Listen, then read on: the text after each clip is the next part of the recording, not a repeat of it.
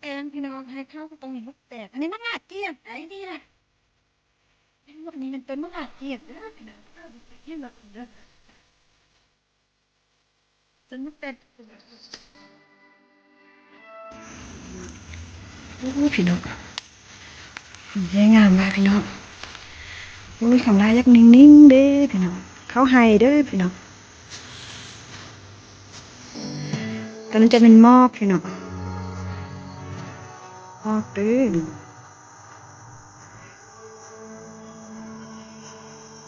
บอกพี่น้องดมสมบูรณ์ก็ปั๊มมันเชื่อจะปลูกมันก็ให้เขานาปั๊มต้นไฮซัลลีเขียวทุนนพูใกล้กระยองว่าซ่าล่วงฝาบางทางเก่งทางมันทางงามพี่น้องคือคำล่านี่แหละความงามนี่ก็โอ้ยบ่ฮาว่านะพี่น้องเนาะความเก่งนี่ก็บ่ฮาว่าพี่น้องสาวใดในระดับที่ละโอ้โอเคอยู่เลยเพิ่นก็จะเบิ่งแมงไม้เด้พี่น้องลาก็จะเลาะจอบเบิ่งมักแตงเด้พี่น้องเอ้ยเบิ่งมักแตงมันจะเป็นบ่นี่พี่น้องจะมาจอบเบิ่งคันเห็นนี่ก็บ่ได้รักเนาะของพี่ของอันเจ้าของสวนแหละพี่น้อง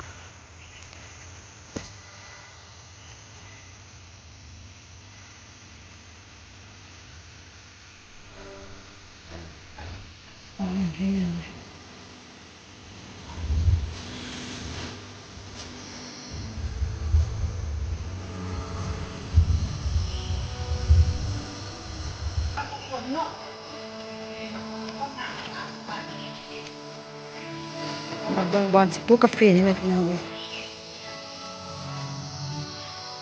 มีให้ข้าวแล้วก็มีสวนกาแฟพี่น้องเอ้ย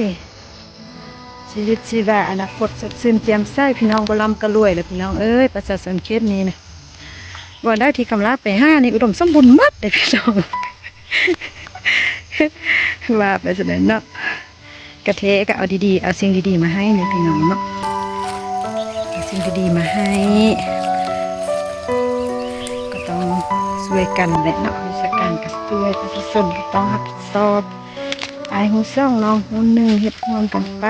พี่น้องนี่ยังก็แบบเปลี่ยนบทเรียนเหมือนกันเฮ็ดเน่เห็นบ่อยู่ไหนให้เข้าเบิ่งกันเด้จะให้เบิ่งธรรมศาสตร์เฮ็ดแซ่บเห็ดอันนี้เด้เห็ดตรงฟ้นเด้อันนี้มันมากยังมักกอจับมาเบิ่งดูนะอันนี้มักแม่นบ่มักกอแม่นบ่อันนี้มักกอเดือยเด้แม่นบ่มักกอที่ว่าก็เจ้าค่ายสหับน่ะเนาะโอเคเห็ดเนาะ15หรือว่าอย่างนึงได้กินมักแป้งมัน เนาะสุดหน้าเนาะสุดหน้าเข้ามานี่มักแตงประมาณเป็นน้อย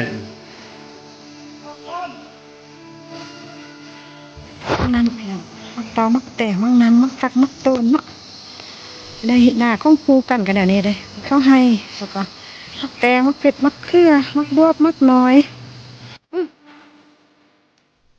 ต้องคู่กัน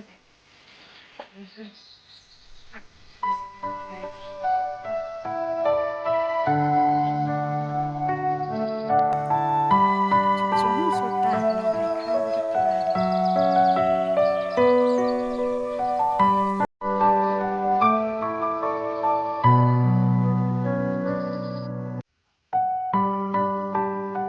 มันมอกด้วยพี่น้องด้วยนะอากาศเย็นเย็นพี่น้อง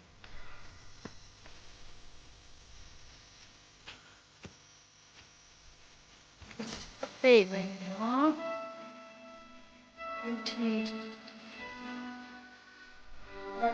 แล้ว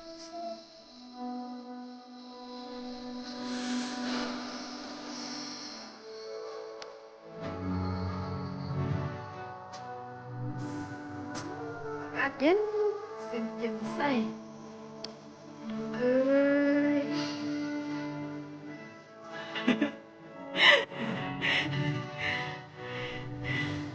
มันยิงกระต่ายปักกระต่ายตายแต่ละปิด